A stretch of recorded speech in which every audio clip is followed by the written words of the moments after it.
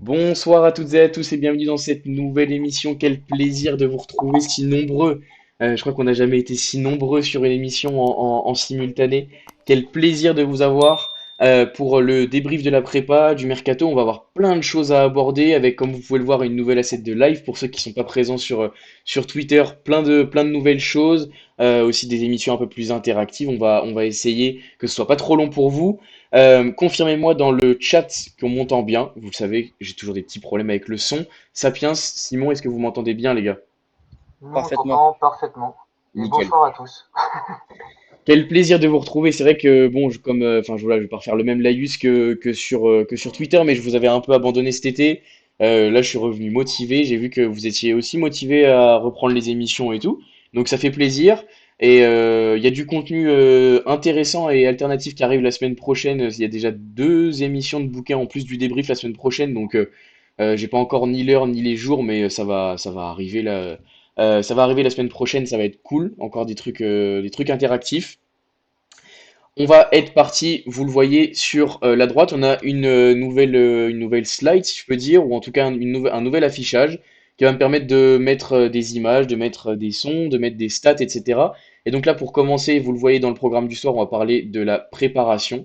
Les matchs de préparation, 5 matchs de prépa avec un début plutôt prometteur pour terminer de manière compliquée, on y reviendra, contre des clubs étrangers. Sur la droite, vous avez le tableau de Pampin. Il me semble que c'est ça son pseudo sur Twitter. Super tableau, j'espère que c'est à peu près lisible pour vous. Mais un gros récapitulatif avec joueur par joueur, les minutes jouées, les buts marqués, le pourcentage de minutes jouées sur la prépa, etc. Donc, j'espère que ça vous, enfin voilà, j'espère que c'est lisible pour vous surtout. Les gars, on est parti rapidement. On va essayer de le faire un peu match après match, si je puis dire, pour la prépa, qui a commencé, si je me trompe pas, contre Orléans fin juillet. Sapiens, si tu veux y aller, je vais. Ouais, bah, Excusez-moi les gars. du coup, j'étais au match. Justement, c'est vrai que bah, c'était plutôt rassurant, surtout qu'il y a des jeunes qui étaient rentrés en jeu. C'était le premier match de prépa. On a vu de belles choses. Je me souviens de Casimir qui débordait sur le côté. Enfin voilà, pour le coup, j'étais pas trop inquiet sur ce match-là, surtout qu'un premier match de préparation. Moi, mon inquiétude sur tous les matchs de préparation, c'est plus qu'il y a un blessé. Parce que Ouais. même si on va revenir sur tous les matchs de prépa, justement ça reste des matchs de prépa. Quand on voit les scores d'autres équipes, faut aussi relativiser. Mais c'est vrai que sur ce premier match, honnêtement, bah, on voyait que c'était des tests. Que mine de rien, il y avait déjà presque des automatismes, notamment avec les jeunes. Et c'était justement sur la fin du match où on a senti que c'était uniquement les jeunes qui étaient en place et où là, c'était un peu limite et on sentait qu'ils pouvaient se faire asphyxier. Et du coup, enfin, tout était super cohérent et je vais pas noter quelque chose de particulier, en tout cas sur ce match. J'avais pas de grosse inquiétude. J'étais plutôt rassuré par d'ailleurs la première finalement de Sierralta, parce que Ouais. c'était plus le joueur qu'on connaissait pas. Et je dois avouer que quand j'avais vu les premières séances d'entraînement, bah, j'en avais parlé avec Simon, mais je le trouvais justement pas très incisif.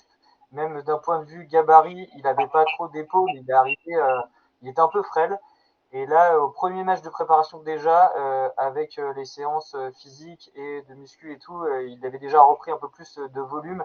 Et ça s'est vu d'ailleurs au fil des autres matchs, mais je trouve il a gagné d'un point de vue musculature et il a gagné aussi en impact par rapport à quand il est arrivé aux premiers entraînements. Ouais, tout à fait. Sierralta, on en parlera, vous le voyez dans le programme des arrivées, une arrivée controversée, on y reviendra. Fin de prépa, là, on est à quelques jours du premier match de championnat, on fera un bilan. Simon, juste avant que je te donne la parole, n'hésitez pas dans le chat à donner vos ressentis, vous, sur ces premiers matchs de prépa. C'est vrai que, comme l'a dit Sapiens, c'était quand même relativement satisfaisant et rassurant, avec, on l'a vu, Simon, des équipes qui tournaient beaucoup. Est-ce que selon toi, c'était plutôt on va dire, une chance laissée aux jeunes et aux joueurs de seconde zone, on va dire, la saison dernière, ou plutôt pour faire reprendre tout le monde tranquillement dans le bon train? Non, je pense que le but, effectivement, c'était de faire jouer tout le monde. Et sur les premiers matchs, moi, les meilleurs joueurs, pour moi, c'était les plus jeunes à chaque fois, les Matondo, Sivé, qui marquaient des points. Euh, je rejoins Sapien sur Orléans. Moi, j'avais été plutôt. J'avais eu une conclusion plutôt positive sur ce match parce que j'ai trouvé que c'était plutôt intéressant pour une reprise. Et malheureusement, ça s'est pas vraiment poursuivi contre Clermont et surtout Grenoble, où Grenoble, en fait, je crois qu'on n'a pas un tir cadré. C'était très, très compliqué d'avoir des occasions devant. Euh, ouais, les plus jeunes ont marqué des points. Et sinon, dans l'animation offensive, mais on s'en doutait un petit peu par rapport à l'état du recrutement actuel. On était assez inoffensif. Je crois qu'on a fait presque 2 matchs sans tir cadré si on compte Grenoble et Ipswich. Donc, bon, il y a du boulot, mais les joueurs travaillent et le staff aussi en ce sens. Mais voilà, j'ai pas vraiment trouvé une pente, on va dire, positive entre le premier match et le dernier match amical. Euh, mais voilà, pour moi, ceux qui ont marqué le plus de points, c'est effectivement les plus jeunes. Et Sierralta qui a été pas mal moqué, ou effectivement beaucoup d'interrogations sur son état de forme et son niveau par rapport au match de la sélection nationale chilienne qu'on a pu voir au début de l'été. Bon, certes, qui n'est pas très rassurant, mais pour le moment, il tient la baraque. Et je trouve que on en reviendra peut-être un peu plus tard, mais c'est le recrutement qui me convainc le plus, le mieux. Donc voilà, sur les amicaux, je, je pense qu'il ne faut pas non plus être alarmiste par rapport aux résultats et surtout les 2 derniers. 3-0, 2-0, alors c'est sûr que ça peut paraître des scores fleuves, surtout à domicile où on espère toujours que les joueurs fassent plaisir aux supporters, mais pour le match face aux Anglais 3-0, il y avait une différence de euh, niveau technique et aussi d'état d'avancée sur la préparation, puisqu'ils ont déjà repris depuis une semaine la compétition en Angleterre. Et pour le Levante, c'était un petit peu plus équilibré. Et au final, on se fait piéger en fin de match, mais la prestation était, quand même, je trouve, un peu meilleure que celle face aux Anglais. Voilà, donc je suis pas vraiment alarmiste. Je pense qu'on est tous conscients des manques, mais le staff aussi. En tout cas, ça c'est bien. On n'est pas les seuls à avoir les manquements. Mais voilà, je ne fais pas partie des supporters ou des fans auxerrois qui sont alarmistes ou qui sont inquiets. Il y a des manques, on le sait, et je fais confiance, moi, de mon côté, au staff pour rajouter la pièce ou les 2 pièces manquantes pour avoir un 11 compétitif pour commencer la saison. Ouais, tout à fait, tu le dis, le staff, Pellissier l'a dit ce matin, il me semble, un article est sorti ce matin dans Ici Auxerre, anciennement France Bleu, en disant que voilà, les équipes sur les premières semaines de championnat, que ce soit Auxerre ou les autres, allaient avoir des manques à certains postes, allaient manquer un petit peu d'automatisme entre les différents joueurs, etc. Ça, je pense que c'est normal. Dans le chat, ça parle beaucoup offensivement, le manque, ou en tout cas la faiblesse, on va dire, de l'animation offensive. Sapiens, toi aussi, tu partages ça et on l'a vu. Tu parlais au début du match contre Orléans. Là, les 3 derniers matchs, c'est 0 but. Avec quelle confiance on attaque la Ligue 1 et surtout avec quelle animation, avec quel joueur finalement. C'est ça, bah, en fait, d'après ce qu'on voit contre les Levante, ça sera un peu l'équipe type, hein, ce qu'on a vu en première mi-temps.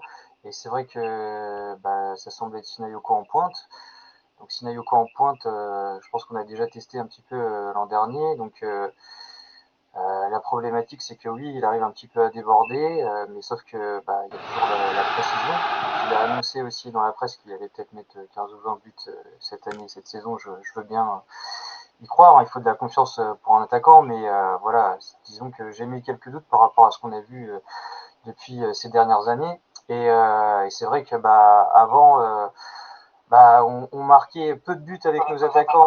Et, bah, on avait Djoubal qui pouvait mettre des têtes, on avait Perrin sur coup de pied arrêté ou qui pouvait déborder, marquer et qui avait une précision que n'a pas Sinayoko et qui créait ce qui n'était pas forcément Sinayoko non plus. On avait également Traoré.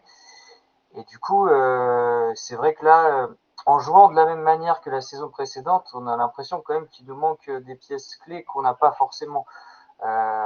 Donc là, l'idée, ce serait de déborder sur les côtés avec Casimir, avec Osman, Voilà, avec la Koulibaly qui, je trouve aux entraînements en tout cas, a l'air d'être plutôt bien revenu. Alors on l'a pas forcément vu en match, mais de ce que je vois aux entraînements, enfin, il a l'air d'être parmi ceux qui cadrent le plus, par exemple, hein, parce qu'on a quand même ça comme problématique. Hein. On tire pas beaucoup et quand on tire, en plus, on cadre pas. Donc c'est vrai que c'est la partie inquiétante. Après, enfin c'est ce que j'ai dit au début, mais moi ce qui m'inquiète dans les matchs amicaux, c'est plus qu'il y a un blessé. Là, on se dit que enfin, ça se met en place doucement.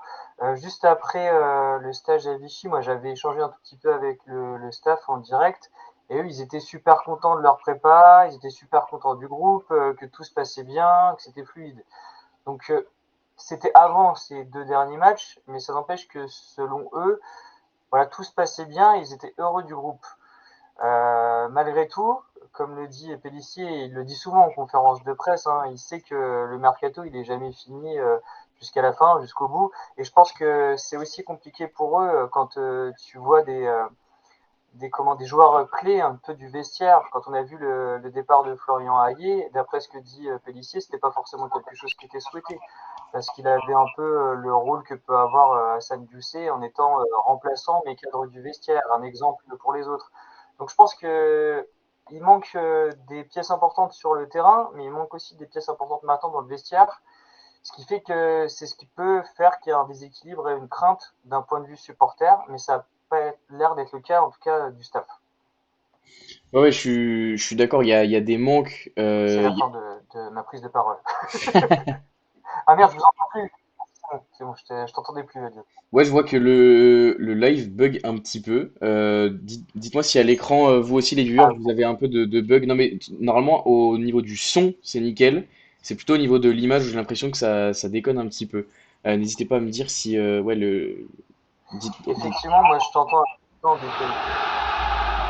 ouais, j'ai l'impression que ça bug un petit peu. J'espère que tout va revenir. Dites-moi dans le chat si c'est à peu près convenable au moins pour écouter. C'est le plus important. Ça parle beaucoup effectivement des manquements offensifs.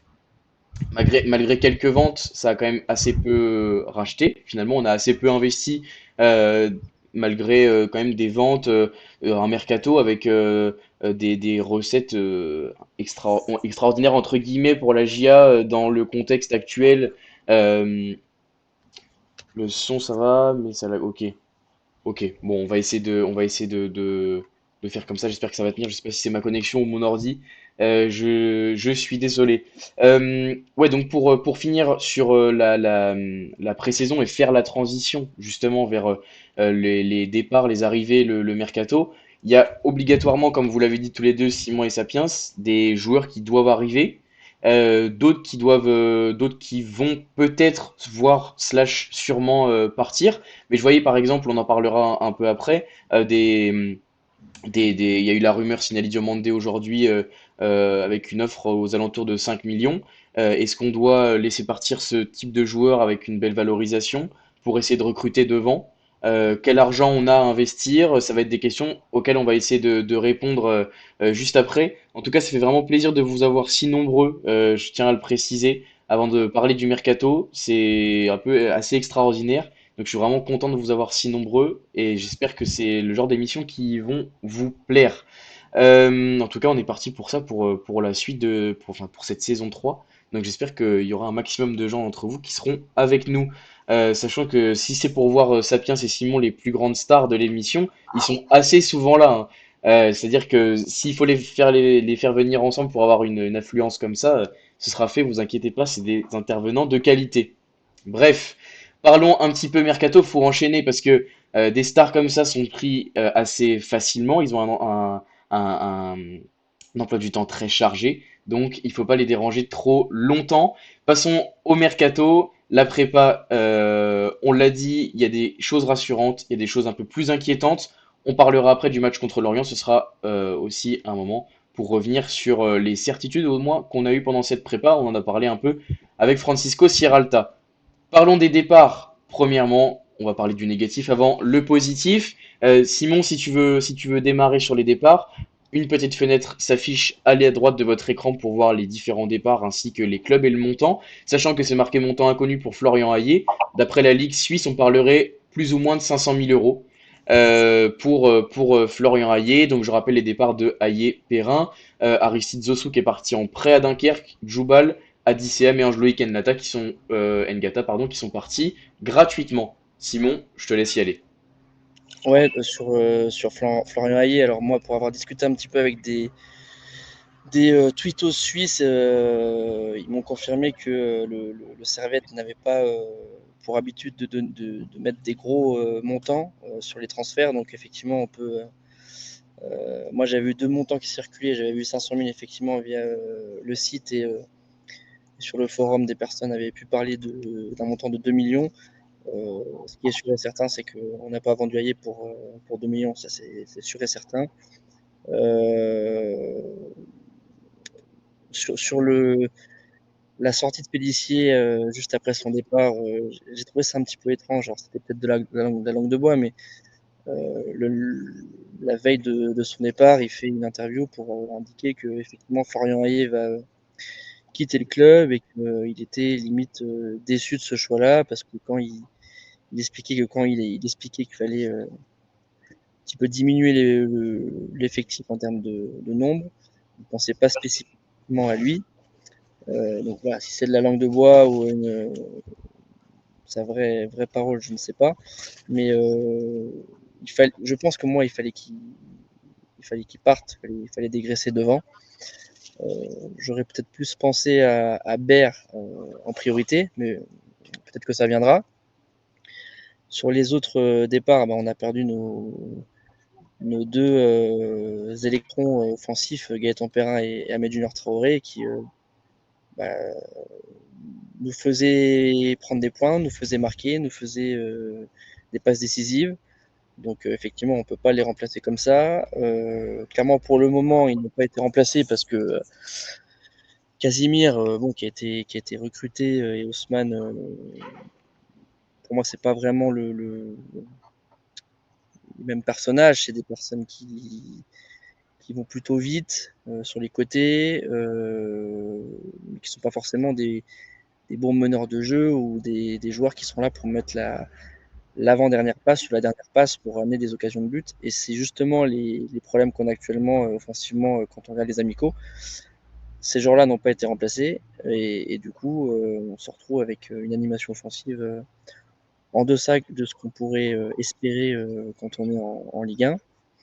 Donc voilà, je ne vais pas refaire l'histoire, c'est deux départs qui nous font très mal. Tant ils ont été importants pour le 11 et le groupe auxerrois. Joubal, pareil, derrière, c'est encore un gros choc. J'étais un peu étonné, il y avait pas mal de personnes qui étaient soit déçues, soit un peu limite en colère de savoir sa destination, qui rejoignent la Russie. Bon, je pense qu'on est personne pour juger sa destination, son choix de carrière. Il triple, voire quadruple son salaire. Il a fait son temps à la JA, 30-31 ans. Voilà, pour moi, j'ai pas envie de rentrer dans cette polémique-là. Et effectivement, c'est un départ qui nous fait mal. Mais j'ai trouvé un petit peu dommage ce débat qu'on a pu avoir où en fait on est parti sur des débats un peu géopolitiques qui nous dépassent. Et c'est pas forcément notre rôle à nous, supporters. Donc le plus important, c'est qu'il ait été joueur de la JA jusqu'au bout, qu'il ait mouillé le maillot, qu'il ait marqué des buts et qu'il ait été un capitaine de qualité. Donc ça, je pense qu'on s'en souviendra longtemps. Pour Zossou, le prêt du côté de Dunkerque, je pense que c'est bien. C'est un club qui est intéressant, qui a fait une très belle saison l'année dernière. Qu'il fasse une saison entière en Ligue 2, je pense que c'est bien pour lui, pour sa progression. Il faudra voir l'année prochaine s'il peut espérer de rejoindre le groupe pro et s'intégrer un peu plus. Adicéam, il était là pour faire le nombre. Ngata, en fait, ce qui est malheureux, c'est que ça fait 2-3 saisons qu'on nous dit que c'est un très bon espoir et qu'effectivement il a les qualités pour pouvoir s'imposer. Et malheureusement, il n'arrive jamais à être dans la continuité parce qu'il se blesse très régulièrement. Mm. Donc, euh, donc voilà, pour lui, j'ai pas vraiment d'avis, je l'ai pas assez vu. Voilà, je pense que j'ai fait le tour. Ah, il y a quand même Over qu'on n'a pas forcément évoqué, qui même si ça a été pendant quelques mois la tête de turc de certains supporters, en fait techniquement c'était notre meilleur joueur derrière. Il pouvait avoir cette nonchalance qu'on pouvait lui reprocher fréquemment, mais dans la qualité des ressorties de balles, de passes, on l'a vu en fin de saison où il a mis un joli but à Lens, il a fait une jolie passe décisive aussi quand il envoie la balle pour Sinayoko qui la transmet après à Perrin. C'est un joueur qui pour moi peut être dans la rotation d'un club de première ligue. Il est encore très jeune, mais voilà, on voit que effectivement quand on passe d'un latéral comme Over à Senaya ou Si, c'est pas qu'on perd au change, mais voilà, on n'a peut-être pas forcément les mêmes garanties. Et techniquement, je trouve qu'on a un petit peu baissé au niveau du niveau. Donc voilà, pour moi, j'avais quelques difficultés moi avec Over parce que je le trouve effectivement un peu mou. Mais en fait, dans les ressorties de balles et techniquement, il était vraiment au-dessus de tout le monde. Et dans notre système actuel, on se rend compte que quand les pistons, en fait, techniquement, ne font pas le surnombre ou n'amènent pas la touche technique suffisante pour amener le danger, bah, on est stérile. Et c'est ce qui s'est passé pendant les amicaux où on a eu très peu de situations offensives à chaque fois. Et voilà. Et je lisais effectivement il y a un départ aussi de Glossois qu'on n'a Oui. pas forcément évoqué, mais bon, c'était plus un joueur pour la réserve. Et puis de Muzungu aussi, Ouais, à bon, ça l'Ajax. c'est particulier. Enfin, c'est un peu étonnant. Moi, il y a Alex Agia qui serait plus à même de parler des jeunes de l'Agia parce il les connaît tous par cœur. Et il suit pas mal les équipes jeunes. Mais moi, pour l'avoir vu à 2 matchs en Gambardella, je l'ai trouvé au-dessus du lot. Il était très très fort. Alors, faut savoir que Euh, là, c'est un choix du joueur. Comment? C'est un choix du joueur, là. Ouais, ouais, ouais. Bah, Les dirigeants ont tout fait pour le garder. Au bout d'un moment, l'agent ne répondait plus. Donc, c'était une décision du joueur. C'est pas le club qui a fauté. ouais, C'est bien sûr. vraiment le joueur qui a voulu partir. Ouais, ouais. Bon, on reviendra après sur les arrivées. Mais à l'inverse, hein, avoir réussi à garder un Matondo, ça, c'est pour le coup, c'est vraiment top. Mais voilà, sur les départs, je pense que j'ai fait un peu le tour. Euh, il faut pas être nostalgique des Perrin, des Joubal. Effectivement, on a vécu des très belles saisons avec eux. Mais voilà, il faut savoir se relever, se réinventer. Et surtout, faut éviter de penser que Sierralta, ça sera la copie conforme de Joubal, qu'on va avoir la même chose. Non, il aura ses qualités, ses défauts. Il faut surtout l'encourager parce qu'il reprend son numéro, il reprend son poste. Donc voilà, on a eu Joubal, on a bien mangé, comme on dit, pendant plusieurs années à ce poste-là. On repart un peu à zéro, mais voilà, pour autant, je pense qu'il faut quand même être confiant et avoir confiance au choix du staff. Ouais, pour revenir brièvement sur ce que tu as dit au début, je pense que le plus important pour des mecs comme Djoubal et Perrin, au-delà des destinations qui peuvent effectivement paraître absurdes, mais qui finalement c'est des mecs qui ont leur raison, c'est aussi des pères de famille, etc. Enfin voilà, je reviens pas sur ce débat-là. Je pense que le plus important c'est surtout de les estimer à la valeur à laquelle ils ont contribué pour la GIA, ce qu'ils ont pu apporter pendant les années auxquelles ouais, ils ont contribué. Aux plus belles réussites. La saison dernière, je pense que peut-être l'un et l'autre, c'est leur plus belle saison sous le maillot de la GIA. Enfin voilà. Donc je pense que les remercier pour ça, c'est le plus important. Juste avant que je donne la parole à Sapiens pour les départs, n'hésitez pas dans le chat à mettre, selon vous, le départ le plus euh, celui qui va être le plus préjudiciable pour nous, que ce soit sur les joueurs. C'est vrai que sur le graphe, là, il n'y a pas, enfin, sur l'image, il n'y a pas les départs de prêt, on va dire, avec Traoré, avec Hoover, avec ces joueurs-là qui sont retournés dans leurs clubs respectifs. Mais n'hésitez pas à, dans le chat, me donner vos joueurs pour lesquels ça va être le plus préjudiciable pour nous de ne pas réussir à les avoir conservés. Sapiens, sur les départs, qu'est-ce que tu as à nous dire? Alors, sur les départs, justement, je pense que Simon a à peu près tout dit. Mais juste pour compléter, je trouve qu'on oublie souvent à quel moment justement les joueurs sont arrivés. Parce qu'on se souvient en fait de Perrin maintenant. Mais Perrin, quand on l'a eu, il venait d'Orléans et il était pas, Carrément. enfin, il avait pas non plus 18 ans, hein. Et en fait là, oui, enfin, il y a beaucoup de gens qui s'offusquent, qu'on ont vu que cette somme-là, etc. Mais quand on voit, quand il est arrivé, combien de temps il est resté, ce qu'il nous a apporté et jusqu'où il est arrivé, peut-être que s'il était resté dans le club, et ben finalement la saison d'après là, il aurait stagné ou il serait redescendu. Peut-être qu'on a eu sa meilleure saison et qu'il fera jamais mieux que ça. Djoubal, pareil, quand il est arrivé, on trouvait qu'il jouait pas mal au Portugal, mais on s'est pas dit direct, oh là là, c'est incroyable, il est performant de fou.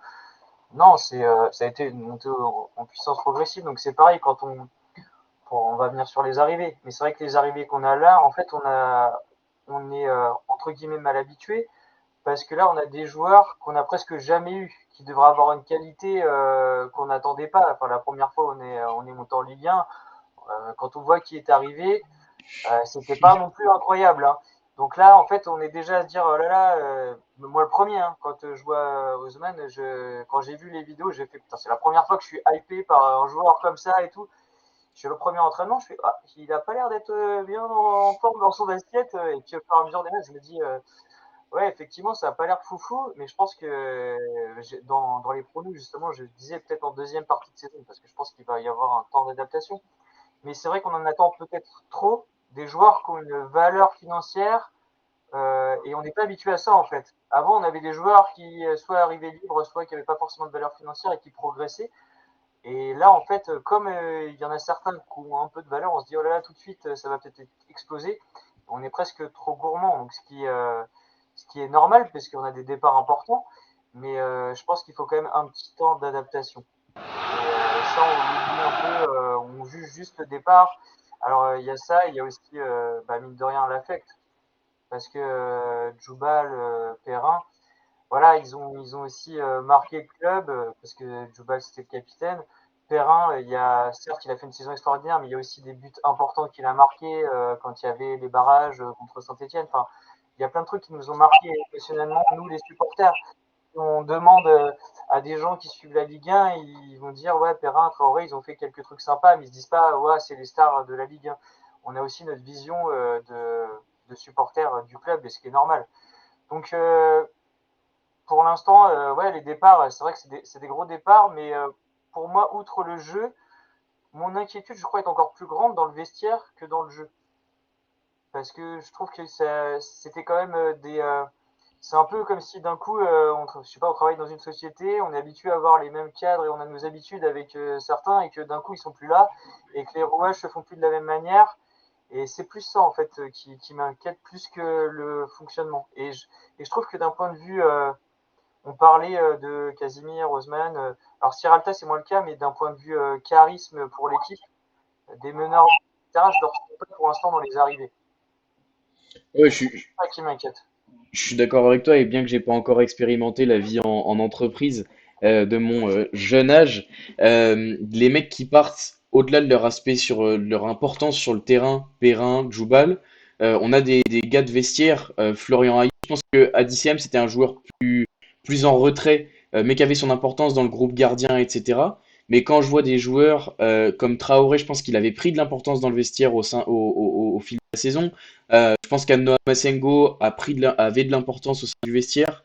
C'est quand même des joueurs, effectivement, c'est des joueurs importants, c'est C'est des vrai qu'on n'a joueurs pas de. parlé d'Anna Massengo d'ailleurs dans les départs, On n'a pas parlé de hein. Masengo. On l'a. Mais enfin, c'était des joueurs de vestiaire. Et là aujourd'hui, quand je vois France Bleu encore une fois qui titre, en gros dire que Lassine Sinayoko est un cadre du vestiaire aujourd'hui, du haut de ses 25 ans, etc. Certes, ça fait très longtemps qu'il est au club, mais je sais pas jusqu'où c'est réellement un cadre, une tête de liste dans le vestiaire, au même titre qu'un Hassan Dioufé, au même titre qu'un Perrin, qu'un Florian Hayé, etc. Je crois que ça bug un petit peu, je sais pas du tout ce qui se passe. J'espère, dites-moi dans le chat si vous continuez à bien nous entendre. Je vois que l'image là, que ça devrait revenir un peu comme tout à l'heure. J'espère que ça va, j'espère que ça va le faire. Sapiens, Simon, vous m'entendez? Très bien. Ok. Bon, on doit avoir un peu de délai et tout. Je pense que ça va revenir. Il faudra que je règle ce problème-là pour la semaine prochaine. Oui, oui, ça marche. C'est peut-être aussi le monde sur le stream. Peut-être que juste c'est pas habitué à gérer une telle affluence. Encore une fois, je vous remercie pour ça. Euh, on va passer au départ. Juste avant ça, effectivement, pour rebondir rapidement, je vois certains messages dans le chat, Curtis par exemple, qui dit qu'il va falloir être patient. Et je pense, au même, comme tu dis Sapiens, je pense qu'avec un joueur comme Haussmann, il va falloir être patient. Je pense qu'avec un joueur comme Casimir, il va falloir être patient. Et juste, ça me rappelle ce que je voulais dire, rebondir sur Simon notamment, mais un peu sur vous deux. C'est que en fait, il manque un créateur dans cette équipe, dans le sens où on essaye de faire, d'adopter en tout cas ce qu'on a vu sur les matchs de prépa, le même schéma finalement que la saison dernière, mais avec des joueurs qui en ont pas les capacités, ou en tout cas, ce n'est pas joué avec les bonnes capacités des joueurs. C'est-à-dire que c'est comme quand on demandait à Baer de jouer dans le rôle dans lequel il a joué la saison dernière, qui n'était pas forcément adapté à son profil. On peut pas demander à Haussmann et Casimir de jouer les Perrin et Traoré. C'est-à-dire qu'il va falloir s'adapter, il va falloir jouer avec des vrais ailiers, parce que pour le coup, je pense que Haussmann et Casimir ont des qualités d'ailier, mais ont plus de difficultés à rentrer dans le cœur du jeu, à être vraiment très propre techniquement, à orienter le jeu rapidement. Le problème, c'est qu'il va falloir s'adapter aux qualités des joueurs qu'on a recrutés, avec un système plus adapté, avec des consignes plus adaptées, et éviter de leur demander des choses qu'ils savent pas forcément faire. Je pense que ça va être ça le plus important. En tout cas, sur le plan offensif. Sur le plan offensif, j'espère voir aussi un tout petit poil plus Lasso Koulibaly en championnat, parce que je pense qu'il a vraiment sa carte à jouer. Passons aux arrivées, j'espère que ça pourra rectifier tout ce bazar. Normalement pour le son c'est à peu près bon, c'est le principal. J'espère ne pas trop en lâcher d'entre vous. Juste, juste sur Vas-y le. Simon. J'ai entendu quelqu'un qui disait qu'effectivement, on n'a pas parlé ou peu parlé de Massengo. Ouais, Moi, je fais partie des supporters qui regrettent un petit peu le fait qu'on n'ait pas prolongé sa période chez nous. Et en même temps, quand on sait le salaire qu'il avait dans son club précédent, euh, c'était peut-être un choix en fait purement économique qu'on n'ait pas gardé. Maintenant, ce que je trouve dommage, c'est juste qu'il a fait une bonne fin de saison. Il était plutôt sur une pente ascendante. Et c'était plutôt voilà, quelqu'un qui avait connu pendant 6 mois en première division le club, le staff, qui est revenu en prêt encore pour aider l'équipe. Et en fait, c'est bête, mais ça fait partie des joueurs à remplacer, en plus des départs qu'on a par ailleurs. Donc, ça fait beaucoup de bouleversements d'un coup. Et on connaît que, enfin, on sait que en Ligue 1 ou même en Ligue 2, ce qui fonctionne effectivement, c'est la régularité et essayer de garder un effectif à peu près stable.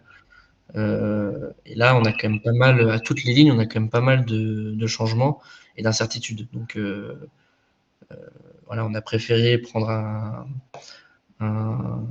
international marocain en provenance de Bologne, en prêt, sans option d'achat. Sans doute que son salaire était moindre, mais voilà, ça fait partie des joueurs qu'on a aussi remplacés et qui pouvaient s'inscrire un peu plus dans la durée au club. ouais, pour le coup on parlait d'homme de vestiaire. Je pense que Massengo en termes de proximité avec les supporters, je sais pas exactement la place qu'il avait dans le vestiaire, mais je pense que c'était quand même en tout cas je pense que c'était un joueur apprécié de tout le monde, y compris du staff, et ça fait la différence. Et en tout cas, conserver quelqu'un sur 18 mois, au minimum 18 mois si tu le conserves pour cette saison-là, bah, c'est toujours bon pour ne pas trop chambouler, comme tu le disais, Simon, tous les bouleversements qu'on a connus cet été et qu'on va sûrement connaître encore sur la poursuite de l'été jusqu'au 31 août et la fin du mercato. Il y a juste pardon, un message qui est intéressant de, si je me permets, ADHTZ. Ouais, ouais. Euh, En tout cas, le club cherche à rendre l'équipe plus rapide, intense, car une des plus mauvaises sur le plan vitesse, intensité et course. Donc ça, je Ouais. sais pas. Ok. Ouais, je pense que c'est pour faire écho en fait à ce que j'avais dit sur les ailiers, qu'on cherchait à finalement mettre des profils plutôt de De d'ailiers, percussion, ouais. voilà, de Ouais. percussion collés à la ligne avec des joueurs qui vont préférer les grands espaces, etc. Peut-être que c'est Ah, un choix, je mais pense qu'il y aura Eros Madi, c'est pour ça qu'il va rentrer en jeu. Ah, mais c'est vrai que on comprend l'état d'esprit de ce qui veut être fait, hein, de jouer en contre, d'être percutant, etc. Mais pour l'instant, sur ce qu'on a vu, c'est pas trop le cas, quoi. Donc c'est plus inquiétant si notre volonté c'est de jouer comme ça. Je trouve qu'on a, à la limite avec Arlasso Koulibaly, effectivement, enfin, je crois que c'est à toi, Simon, que j'en avais parlé souvent aux entraînements. Il mettait Baer en pointe et Lasso Koulibaly, et c'est vrai que ça fonctionnait pas mal. Ils s'entendent bien les deux. Si comment Baer arrive à bouger un petit peu plus et être un petit peu meilleur techniquement.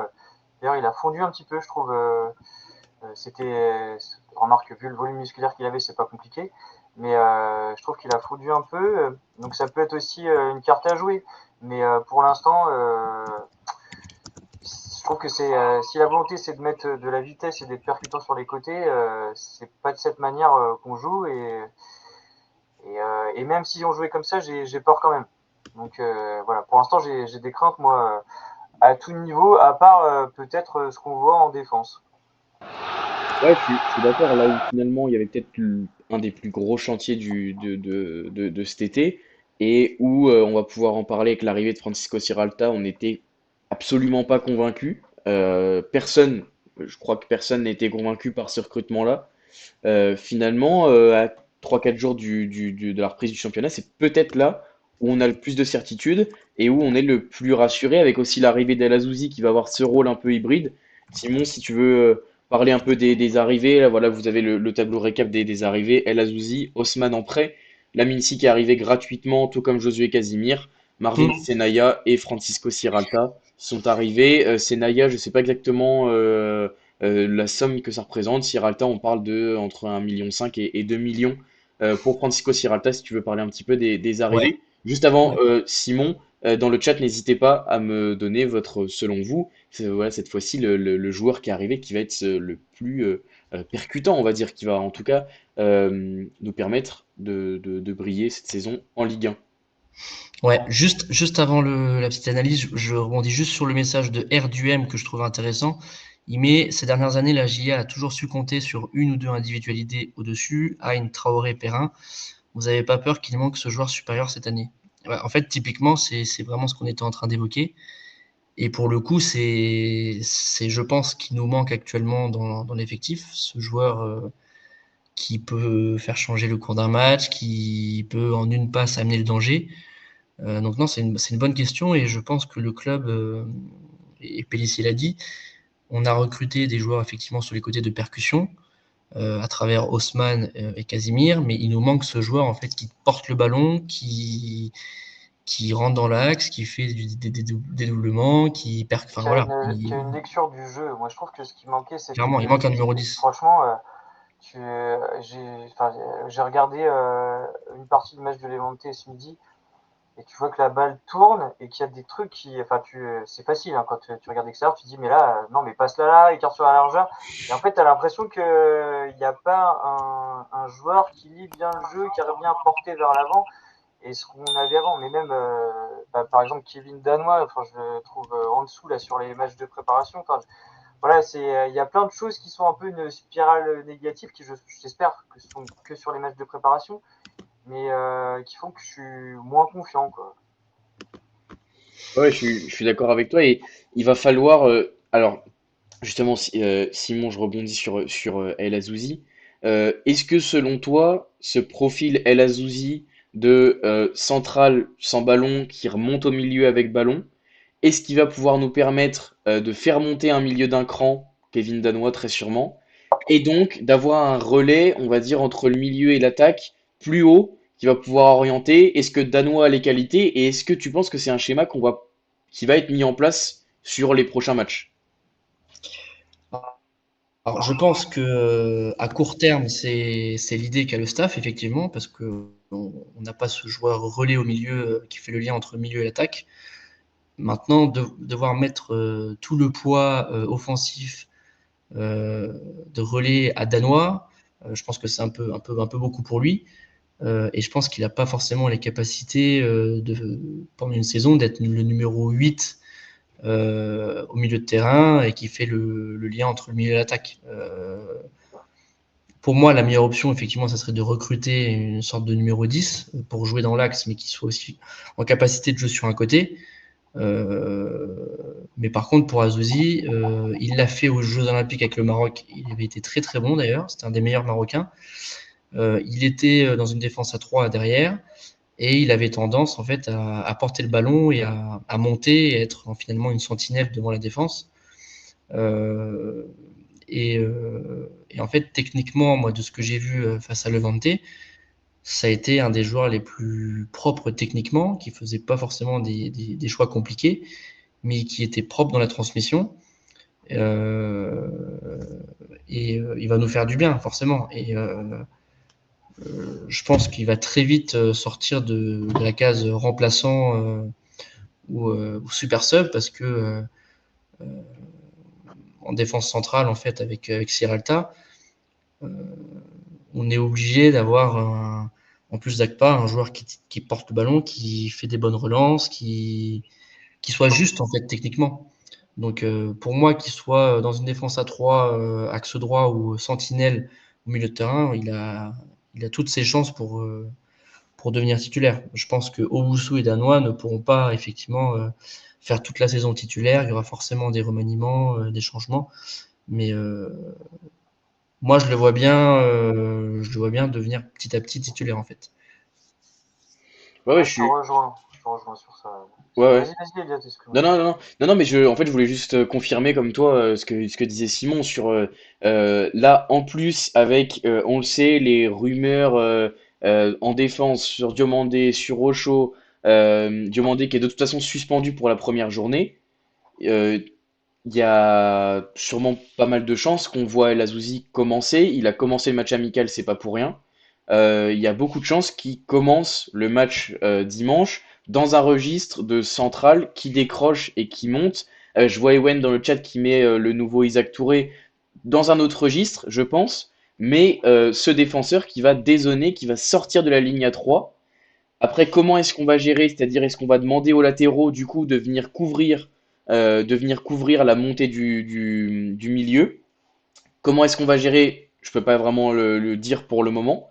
En tout cas, ça va forcément créer du changement, puisque au lieu de défendre à 3 avec ballon des latéraux très hauts, on va défendre à 2 centraux. Il va forcément falloir que les latéraux compensent d'une sorte. Mais du coup, les latéraux qui compensent, ça laisse aussi les côtés libres aux ailiers. Les côtés libres aux ailiers, ça laisse l'axe libre à un potentiel créateur, etc. Évidemment, c'est de la théorie très très rapide que je suis en train de faire. En gros, le football est bien plus difficile que ça. Et Lorient aura aussi très bien, à mon avis, préparé le match avec un staff de qualité. Mais il faudra voir ce qui va se mettre en place. Et surtout, je pense que ce qu'il faut se dire, c'est que ce qui va être mis en place, j'ai envie de dire jusque fin août, ce sera pas forcément La vérité, l'après, déterminant ouais. et révélateur, voilà, de ce qui va se passer. C'est-à-dire que c'est bien dommage, mais on n'a pas la capacité financière de terminer le mercato avant le début du championnat. C'est une réalité, c'est Mmh. dommage, mais c'est une réalité. On compte sur les opportunités de marché. Les Ahmed Comme la, Junior. comme la plupart des clubs de notre championnat à nous, en fait, Bien Ouais, finalement. sûr, oui. bien sûr. C'est impossible de rivaliser avec des championnats qui brassent bien plus que nous, sans, enfin voilà, parler de la PL, mais bien d'autres championnats. Comme on l'a fait la saison dernière avec l'opportunité Ahmed Junior Traoré, il faudra consacrer et sacrifier, même j'ai envie de dire, 2, 3, 4 journées pour avoir au minimum l'équipe type. Et quand je dis équipe type, je ne parle pas d'équipe type en forme. Peut-être que l'équipe type en forme, ça arrivera qu'à la huitième ou neuvième journée, et je suis d'accord avec vous, c'est dommage, c'est bien dommage, mais je pense que c'est la réalité. Là, on va commencer avec une défense relativement bricolée, mais après, à voir. Je pense que la défense Akpa à gauche, Sierralta dans l'axe, El Azouzi, peut aussi être pérennisée dans le temps. Je pense que c'est trois joueurs Ah qu'on ouais, c'est une possibilité, réussira. hein. Moi, Bien sûr. je pense que clairement, El Azouzi peut mettre sur le banc Diomandé, hein. Mmh. Pour moi, je sais qu'il est dur sur l'homme, il est très grand, il est bon de la tête, il est bon en relance. Diomandé est quand même un peu plus Et puis honnêtement, hésitant et outre la différence technique, humainement, c'était quand même assez incroyable parce que autant il y avait Haussmann qui est arrivé, j'ai vu les premiers entraînements. Je trouve que c'est pas mieux encore maintenant, mais tu sens que il y a des difficultés pour lui à être dans la communication avec les autres. Même des fois, tu as l'impression qu'il se parle à lui-même. Enfin, voilà, je le trouve un peu effacé, un peu perdu. Alors que Lazouzi, il est arrivé, il faisait des grands sourires, il tapait dans le dos à tout le monde dès le premier jour. Et voilà, c'est pas du tout comparable d'un point de vue caractère et intégration. Donc lui, tu as l'impression que ça fait 6 mois qu'il est là. Ousmane, tu as l'impression qu'il est arrivé ou qu'il n'est pas encore arrivé plutôt. Donc, Là, je rejoins sur Al Azouzi. On a fait un entraînement en commun avec Sapiens. Ça devait être son deuxième ou troisième à peine. Il était tout souriant, il faisait des blagues à tout le monde. Il a même dit deux, trois mots en français. Euh, non, non, lui, pour le coup, il est très bien intégré et je pense que ça peut être une bonne surprise pour nous. Et du coup, c'est cool qu'on ait recruté ce profil-là qui nous manquait terriblement. Ouais, je suis d'accord. Et en plus, j'avoue que ça a vite été renversé. On va voir sur les futurs matchs. Mais moi, j'étais pas forcément convaincu dans le sens où c'est un joueur qui a peu joué sur les deux dernières saisons, qui avait quand même été très très bon à l'Union Saint-Gilloise, qui avait quand même joué l'Europa League. Il me semble que l'Union Saint-Gilloise cette saison-là, c'était l'Europa League. C'était un joueur important. Après, transfert à Bologne où il joue un peu moins. Mais je rejoins Ewen et puis la Sardine il dans s'est le blessé chat. surtout à Bologne, je crois. Oui, il s'est blessé aussi. Il s'est blessé aussi, mais donc c'est un joueur qui est arrivé en manque de rythme, etc. Finalement, et vous pouvez le dire, Sapiens Simon, j'ai pas l'impression qu'il soit en particulier déficit physique par rapport au reste du groupe. Enfin, il a juste pas fait les 90 minutes, mais ce qui est Ouais. normal. Enfin, ce qui est normal. Il s'est arrêté, je crois, à la 75e, un truc comme Mm. ça. Mais bon, voilà, c'est assez normal. Et c'est, je pense qu'il se passera peut-être aussi d'ailleurs contre l'Orient. S'il est titulaire, il sera sûrement remplacé. On verra bien, hein, mais je pense que ça sera comme ça. Oui, oui, je suis d'accord. Et donc pour revenir sur Ewen, premièrement, qui dit que Sierralta, Akpa et El Azizi, on a quand même des garanties dans les airs, c'est vrai. Ces trois joueurs qui sont, Complètement. surtout Sierralta et El Azizi, c'est quand même des joueurs qui sont à l'aise dans les airs. Et Akpa, qui font bon, plus d'un mètre 90, hein, déjà. tout à fait, c'est ça. Et la Sardine qui dit, encore une fois sur El Azizi, qu'il y a la CAN et que je pense que c'est clairement un objectif pour le joueur. C'est-à-dire que la CAN arrive cet hiver. Alors Et, pour et nous la c'est Coupe du Monde. et la Coupe du Monde après, effectivement. Pour nous, c'est bien dommage parce qu'on risque de le perdre en cours de saison. Mais effectivement, c'est sûr que c'est un objectif pour lui.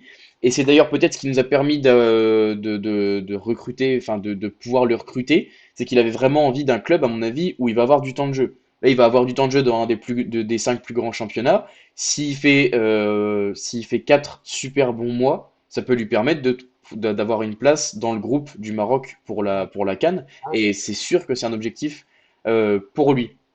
Bon, je crois qu'on a pas mal fait le tour sur les arrivées. Je regarde, oui, effectivement, Frécol qui dit que Pélissier veut limiter, on va dire, le nombre de prêts. Là, on voit Osman El Azouzi. Je pense qu'on s'en garde peut-être un ou deux pour les opportunités de marché, on va dire, en toute fin de mercato, avec bah, l'exemple Ahmed Junior Traoré.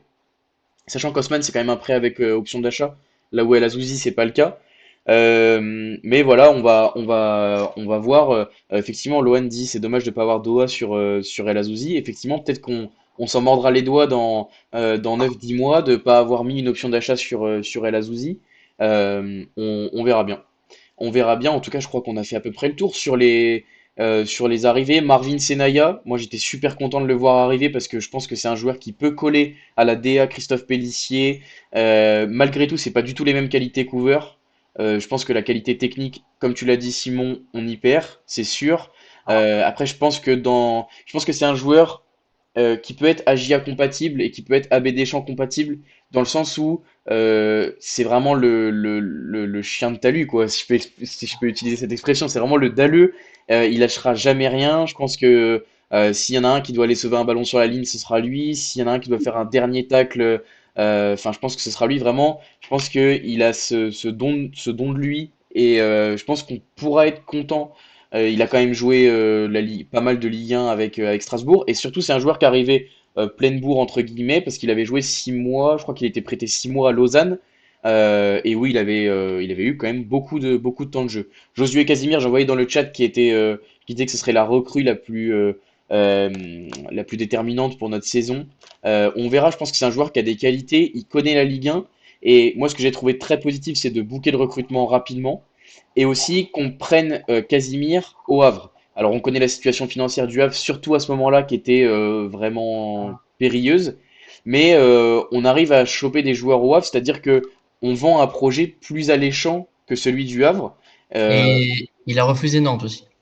et il a refusé Nantes. Donc voilà, c'est moi je Et je trouve ça. pense que ça fait partie aussi des joueurs qui, pour le coup, parce que je disais qu'il y avait peu de joueurs qui avaient un peu de caractère, de charisme, etc. Je pense que c'est une voix qui peut être écoutée aussi dans le vestiaire, dans sa manière de s'exprimer. Quand on voit aux entraînements, etc., je pense que c'est quelqu'un qui a un peu de caractère et qui peut justement un peu booster l'équipe dans ce sens-là.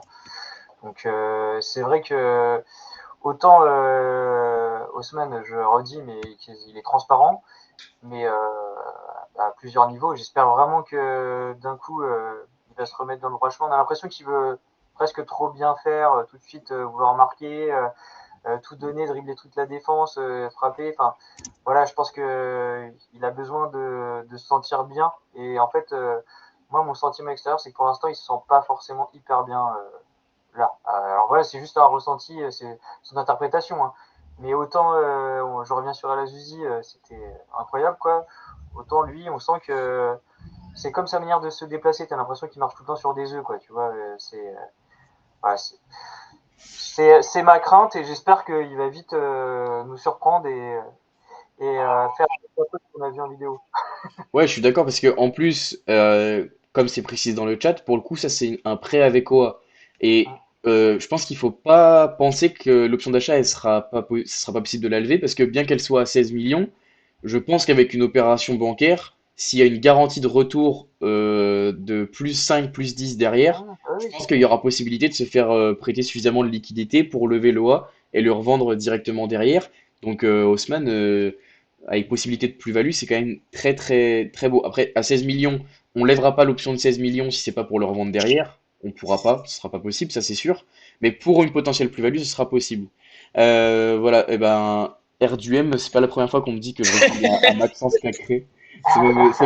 C'est même assez fréquent en émission. Une fois, j'avais fait une émission chez un Lyonnais En et fait, RDM, c'est un pote à moi et en fait, son joueur préféré, c'est Maxence Cacré. Il a des posters partout dans sa chambre et il l'adore. Donc, et il ben s'y c'est vrai, connaît. c'est vraiment pas la première fois qu'on me le dit en plus. C'est vraiment pas la première fois qu'on me le dit. Bon, sur toutes ces bonnes paroles, maintenant, il va falloir faire marcher notre boule de cristal. Et c'est là où les viewers vont avoir un rôle aussi. Simon, Sapiens, on passe aux prédictions pour la saison qui arrive. Sur toutes ces bonnes paroles, on a parlé de la prépa, on a parlé des difficultés en fin de prépa, sur les certaines incohérences et surtout les questionnements sur les premiers matchs de la saison. On a parlé des départs et des arrivées, du mercato qui s'annonce encore bien agité, bien qu'il ne reste plus que 15 jours plus ou moins. Mais c'est déjà le moment de faire nos prédictions. Et je propose comme ça, pourquoi pas revenir sur nos prédictions en toute fin de saison et débattre de ça tous les trois. Ça pourra faire une bonne petite émission. Je pense qu'on on pourra bien se marrer. Voilà les prédictions des viewers, vos réponses dans le chat. On les attend et on les commentera avec plaisir. Classement final. Meilleur buteur avec le nom et le joueur, enfin le nombre de buts, pardon. Meilleur passeur avec encore une fois le nom et le nombre de passes. La révélation de la saison et le flop. Quel joueur vous attendez en flop? Pas forcément une recrue, ça peut être un joueur qui était déjà là la saison dernière. Et ben voilà, on va y aller. Sapiens, Simon, je sais pas lequel de vous deux est le plus inspiré. Si vous voulez que je vous rappelle les catégories, vous qui n'avez pas la Et vue en sur fait, je me l'antenne de rappelle plus si droite. j'avais répondu. C'était le même truc que tu avais mis sur Twitter ou pas? C'était Euh, Simon qui avait fait Ah, ok. un tweet vraiment Ah, ok. similaire. Du coup, attends, je vais essayer de le retrouver parce que. Sinon, tu vas Mais manquer de cohérence.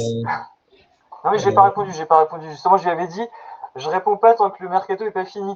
Parce que je me suis dit, ouais, ça se trouve, le joueur que je vais mettre, il va partir, ou il y en a un autre qui va arriver. Voilà, mais du coup, je vais quand même jouer le jeu. Mais vas-y, Simon, commence. alors, sur le classement final, c'est assez compliqué parce que le mercato n'est pas terminé. On ne sait pas vraiment quelle équipe on aura une fois que le mercato sera terminé, si on sera vraiment renforcé ou non. Mais moi, voilà, je signe tout de suite pour une 15e place. Je pense que ça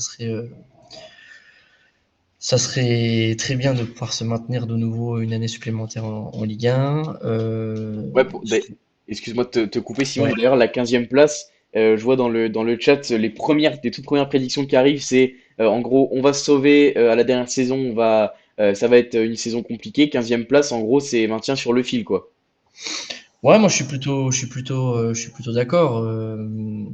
C'est ce que j'ai souvent tendance à dire, c'est que il faut pas se dire, enfin, il faut toujours être ambitieux, mais c'est pas parce qu'on a fini 11e l'année dernière que cette année on va essayer de viser le top 8 et qu'on va vouloir être européen. Non. Euh, pour le moment, clairement, on s'est affaibli au niveau de l'effectif. Euh, la crise des droits TV nous embête toujours autant. Le championnat, notre mini championnat à nous sera de plus en plus resserré avec des équipes dont le niveau est très proche. Donc voilà, je pense à des Metz, Lorient, Angers, même Nantes, le PFC. Il faut voir ce que ça vaut, mais c'est pas parce qu'ils ont mis 20 millions sur un joueur qui vont forcément finir top 10. On a bien vu que Rennes a été en grande difficulté alors qu'ils ont fait un de leurs plus gros mercato l'année dernière. Donc voilà, ça veut rien dire. Moi, je signe pour une 15e place et un maintien le plus tôt possible. Même si on est tous un petit peu dans le doute par rapport à l'état actuel de l'effectif, je viens de voir sur le compte de la GIA qu'il reste qu'une dizaine de places pour le match contre l'Orient, qu'on se dirige tout droit vers un guichet fermé. Donc voilà, il y a des doutes, mais les supporters sont toujours là, même à la Il n'y a pas la OAHBA par contre. Comment? Il n'y a pas la OAHBA par contre, parce que tu sais, il y a 2000 Oui, places oui, en oui. moins. Mais voilà, ce sera un guichet fermé avec en retirant effectivement la partie qui est en huis clos. Ouais. Euh, sur le meilleur buteur, bon, moi j'ai bon espoir que ça soit Sinayoko. J'ai vu qu'il a fait une interview comme quoi il espérait entre 10 et 15 buts.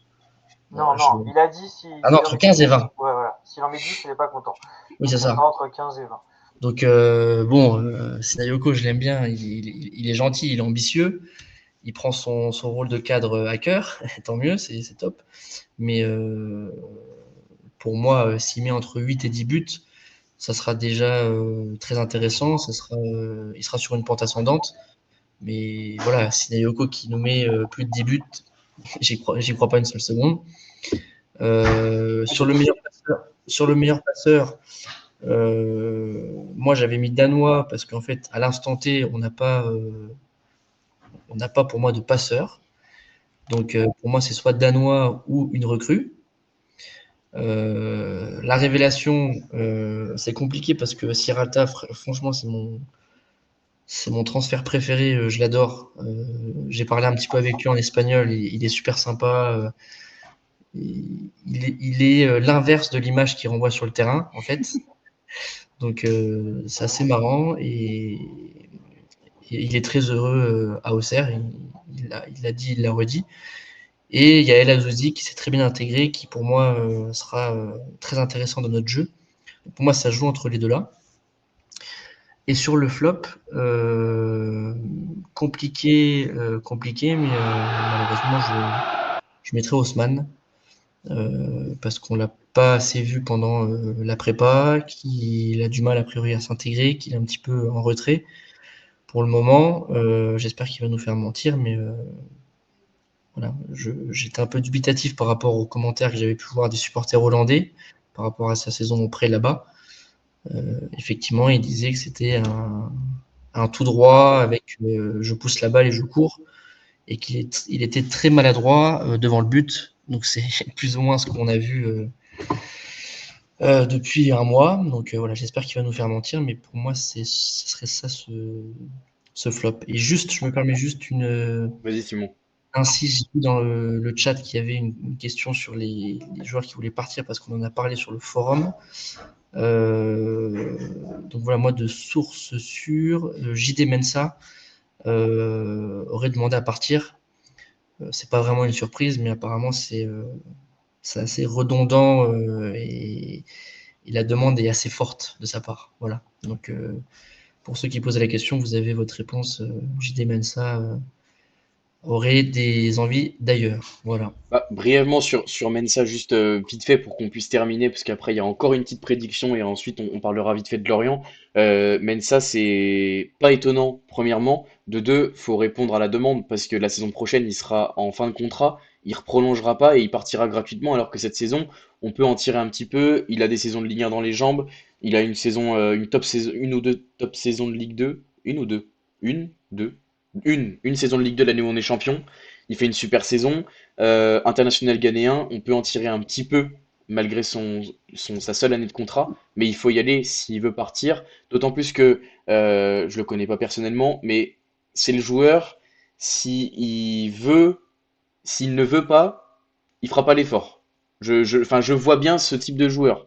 Après, voilà, c'est encore une fois une interprétation comme le dit si bien Sapiens, mais s'il il ne veut pas, je pense pas qu'il fera les efforts pour le collectif.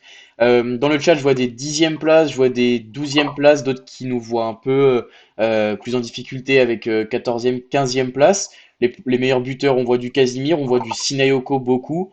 La révélation El Azouzi, on en a parlé assez longuement. Osman Sierralta en top pour ADHTZ. Sapiens, quelles sont tes prédictions pour la saison? Je te rappelle, classement final, meilleur buteur, meilleur passeur, la révélation et le flop rapidement avant d'enchaîner. Vous le verrez ensuite sur une autre prédiction. Le classement, moi je le vois toujours à la 11e place, pas par rapport à ce que je vois niveau joueur, mais par rapport au staff. Parce que j'ai envie de faire confiance au staff et je me dis que bah, c'est pas la première fois maintenant qu'ils sont en Ligue 1 et ils savent où ils mettent les pieds et j'ai envie de leur faire confiance même si je suis inquiet. Tout ce que je vois, hein. Si j'étais pas inquiet, j'aurais peut-être mis 9e place, mais là je reste sur la 11e place en me disant que on va peut-être pouvoir se rattraper, qu'il va y avoir des éclairs de génie qui vont réussir à justement corriger les défauts que peuvent avoir les joueurs qui viennent d'arriver, s'adapter dans la tactique ou la composition de l'équipe. Donc je vais rester sur 11e. Pour le buteur, c'est pour ça que je voulais attendre moi la fin du mercato, mais étant donné que celui qui est aligné en pointe, c'est Sinayoko, je vais mettre Sinayoko aussi. Je vais écouter ce qu'il a dit et je vais dire qu'il va mettre 15 buts. Donc sans y croire non plus, mais comme ça sera marrant de voir ça en fin de saison. La révélation, ouais, je vais quand même rester sur. Allez, je vais dire El Azouzi parce que. Enfin, c'est terrible de dire ça, mais Sierralta, je vais presque dire que c'est une certitude, alors que c'est complètement faux, parce que je l'ai même pas vu en championnat, mais je vais dire El Azouzi. Passeur, passeur c'est compliqué. Passeur, ben je vais dire Haussmann parce que il va être un super passeur. Il va pas réussir à marquer, mais ça va être un super passeur. Le flop, je vais dire Baer. Coupe de France, deuxième tour. Coupe de France, deuxième tour. Ce serait, Euh, et clean sheet, allez, je vais dire 5 clean sheets. ce serait déjà pas mal. 5 clean sheets, ce serait déjà pas mal. J'y vais très rapide sur mes prédictions. Merci les gars pour les vôtres. J'en profite pour vous remercier tous et toutes et tous, pardon, dans le chat pour être là, pour être avec nous. Plus de 80, c'est tout simplement incroyable. Je vous remercie. En plus, je crois on a réussi à mettre de côté les bugs, donc ça fait plaisir. Mon ordi tient la route. Rapidement sur mes prédictions, classement final, je nous vois terminer 13e en difficulté. Et je crois que c'est même pas ce que j'ai mis sur le tweet de Simon, mais c'est pas grave si ça diffère. Je nous vois terminer 13e avec en meilleur buteur Sinayoko, 7 buts. Meilleur buteur, mais avec une attaque très bien répartie, vous inquiétez pas, ils seront tous à 6 buts et Sinayoko juste au-dessus à 7 buts, pas de problème. Le meilleur passeur, je vois la sardine dans le chat qui m'écoute de l'assaut Koulibaly. Pour moi, il va monter en puissance, il va prendre la place à droite et il va faire des passes. Il a cet instinct créateur, il a cet instinct à décrocher, venir chercher, faire les courses sur le côté, répéter les efforts. Je vois l'assaut Koulibaly finir meilleur passeur avec 8 passes.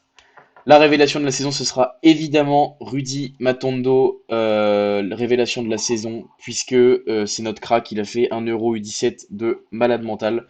Et enfin, pour terminer, le flop de cette saison, j'avais rien mis sous le tweet de Simon, et je crois que ça va continuer. J'avoue que j'ai pas encore suffisamment, on va dire, d'éléments avec les matchs de prépa. J'attends de voir un petit peu. J'avoue que je me mouille pas, mais je vais très vite sur cette prédiction. J'ai pas le temps de réfléchir. Simon est revenu. Une autre petite prédiction dans le chat pour que vous jouiez avec nous. D'ailleurs, j'en profite, je vous réaffiche juste le graphe, l'image d'avant pour mentionner le très très gros travail sur ce maillot Third. Je pense qu'après 5 ou 6 ans sans acheter un maillot de la GIA, je crois que je vais mettre mes valeurs de côté et acheter un maillot à 100 euros ou plus, même si ça me fait extrêmement mal, mais il est trop beau.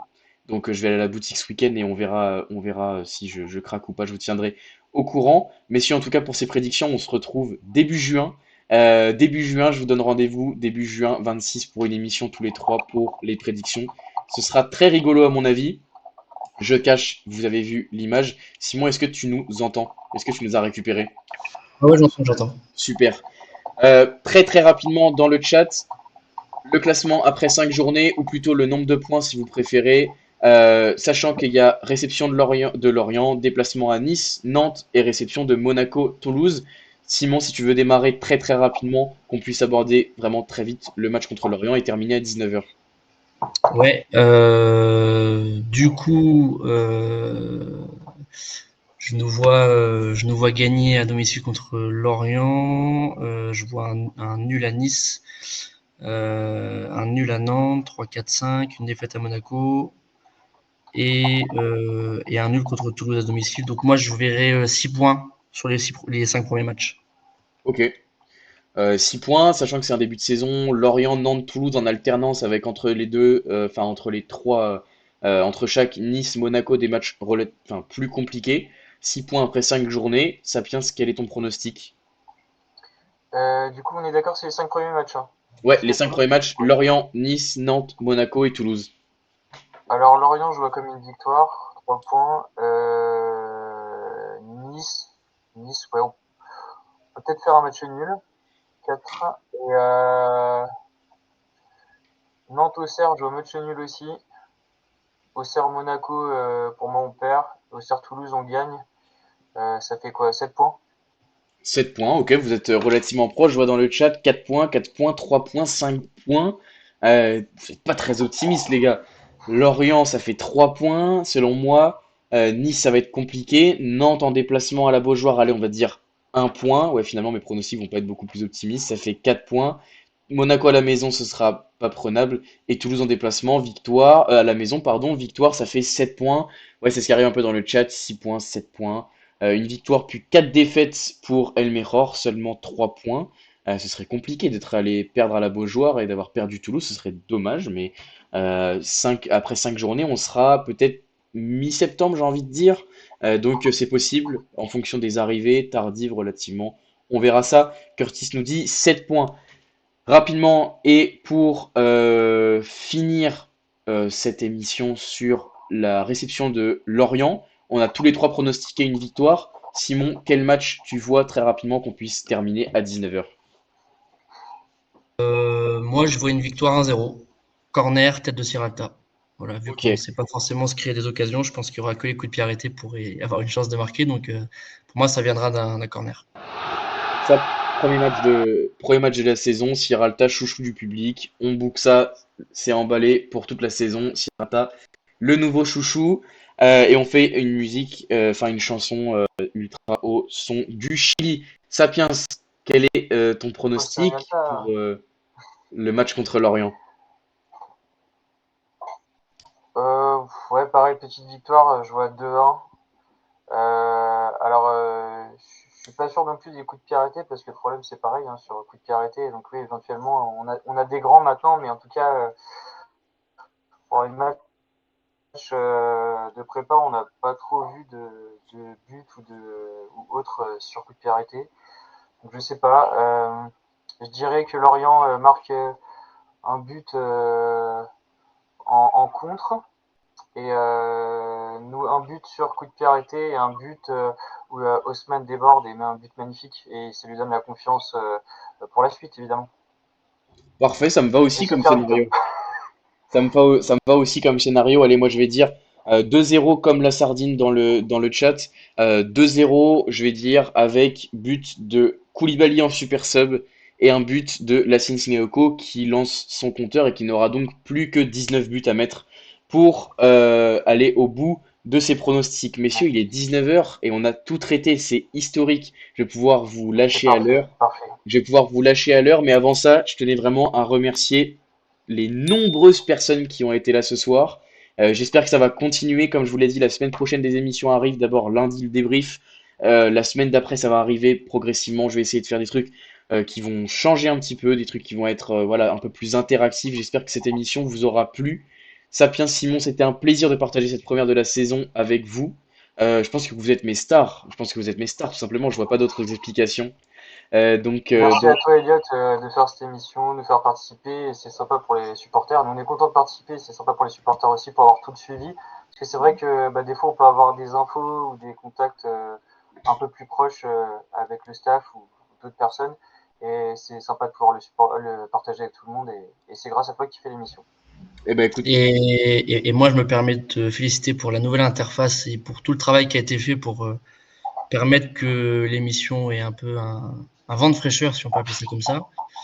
Et je suis certain que ça va marcher pour toi et qu'on aura des belles soirées débrief avec, j'espère, pas mal de victoires à débriefer.